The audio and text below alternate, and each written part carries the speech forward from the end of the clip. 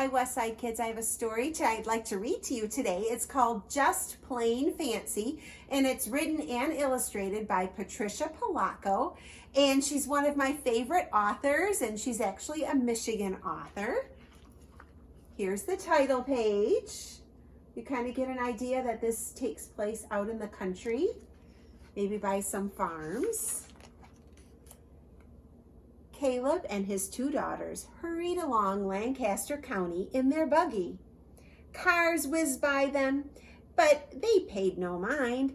Clap, clap, clap went the horses' hooves on the pavement. Papa, Naomi asked, why don't we have a car like the English? It's not our way, child.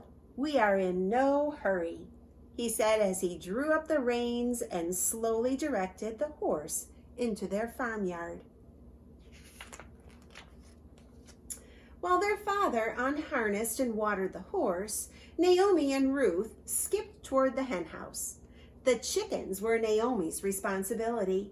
She saw to their feeding and watering as well as collecting of their eggs. Everything around here is so plain, Naomi complained. Our clothes are plain, our houses are plain, even our chickens are plain. It would pleasure me just once to have something fancy. Pshaw, Naomi, you oughtn't to be saying such things, little Ruth scolded. So, boys and girls, these are Amish people, and they live a little bit differently than we do. They stay very secluded, and they don't use electricity or cars. And you'll see some of that kind of thing as we read the book. As Naomi and Ruth searched the field for eggs laid outside the hen house, they spotted a very unusual one nestled in the tall grass, down the drive and behind the hen house next to the road. This egg looks different from any I've ever seen, Naomi said quietly. It's still warm. Let's put it in Henny's nest. This one needs to be hatched. She gently picked up the egg and eased it into her basket. Although it was a little bigger than Henny's other eggs and a little darker in color, Naomi gently tucked the egg into the nest while Henny and Ruth looked on. You're so good with chickens, Ruth chirped. I just know you're going to get your white cap this year. Mama says you're ready. Naomi was proud of her chickens and the way she raised them. The elders were coming for a working bee or frolic in the coming summer, and Naomi wondered whether her parents might present her with the white cap on that day. Her thoughts were interrupted by Ruth's voice. Ain't we pleasured, she said. You wanted something fancy, and now you've got it. See the speckled egg there? Are you wondering what's in that egg? As the days passed, Naomi and Ruth checked Henny's nest constantly. Every day they peered over the edge of the crib, watching for signs of cracks in the shells. Then one day, the eggs hatched. Look at the little chick from the fancy egg, Naomi, Ruth squealed. That egg was fancy inside and out, wasn't it? Said Naomi. Fancy. That's just what we'll name this chick. Fancy, fancy, fancy, fancy, Ruth sang out as she jumped about. Naomi smiled and clapped her hands.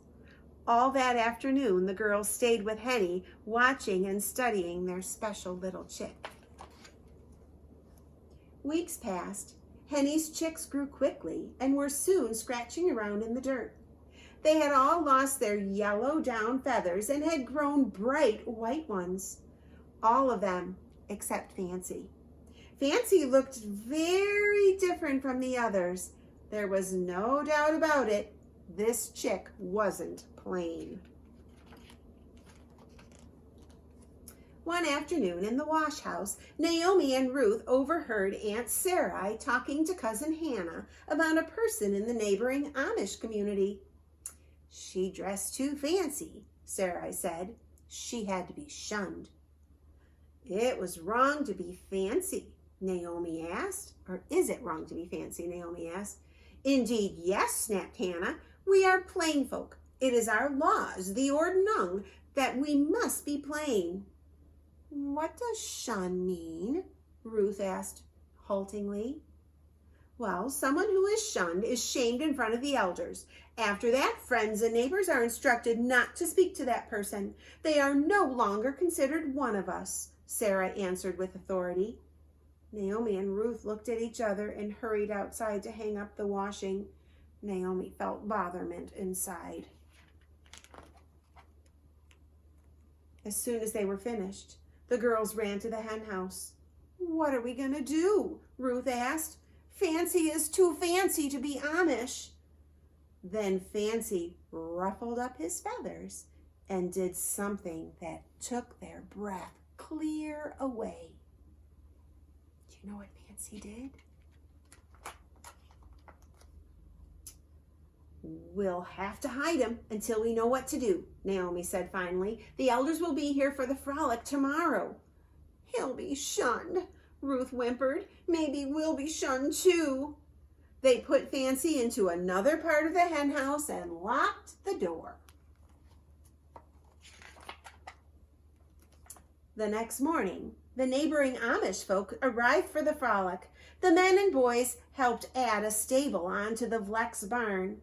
They worked hard in the sun while the women folk cooked and gossiped. Naomi and Ruth helped serve the food, pour lemonade, and thread needles for the women who were quilting. This should have been a happy day for them, but the girls were not pleasured because they were sad with worry about Fancy. When she had served the last ladle of lemonade, Naomi started toward the hen house. Just then, she noticed the door was open. But before she could get there to shut it, Fancy darted out and ran toward the gathering, flapping his wings. "Oh no," Naomi called out. "This is all my fault. I wanted something fancy. I should have known better than to make that kind of wish." Tears ran down Ruth's cheeks when she saw what had happened. "Poor Fancy," she cried. "Now he'll be shunned." Over, under, around, through, Naomi ran after Fancy, trying to catch him before anyone noticed. And that's about the time that Fancy decided to head straight for the elders. He flew at Martha, the oldest member of the gathering. Adjusting her glasses, she gasped as he flew over her head just before landing on the clothesline where the quilts were airing. "Please don't shun him," Naomi cried. "I did this. I made him fancy," she sobbed.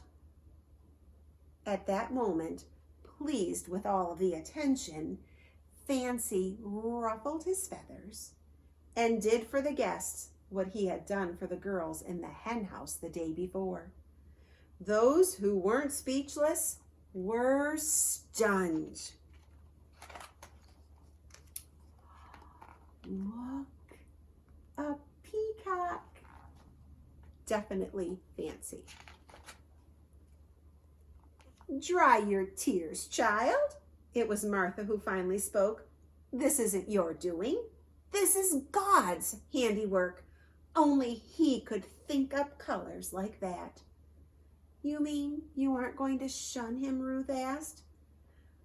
"One can only be shunned for going against the ways of our people," Martha continued. "This is no plain old chicken. This is one of God's most beautiful creations. He is Fancy, child, and that's the way of it." All who were gathered there rejoiced in Fancy's beauty. "I believe you have this coming, child," old Martha said as she held out the new white organdy cap. "Your family believes you have earned this well, and I agree. Not only have you given good and faithful care to your flock of chickens, but you have also raised one of the most finest peacocks I have ever seen." Standing proudly amidst the gathering, Naomi held Fancy in her arms. She had learned many things that day. And although no one ever quite knew how Fancy came to be hatched by Henny, it was never questioned. Plainly, it was a miracle. And sometimes miracles are just plain fancy. Now, are you wondering where that egg came from? Well, if we peek back at some of these pages before the story starts, this says just plain fancy, and this is Ruth and Naomi in their buggy with their dad, but this van right here says Penn State Bird Hatchery, domestic and exotic birds. So inside here is the peacock egg.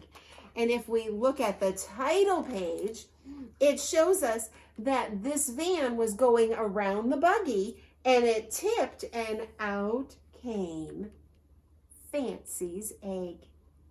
And then of course they put it, they decided to put it underneath Henny, and Henny could hatch it.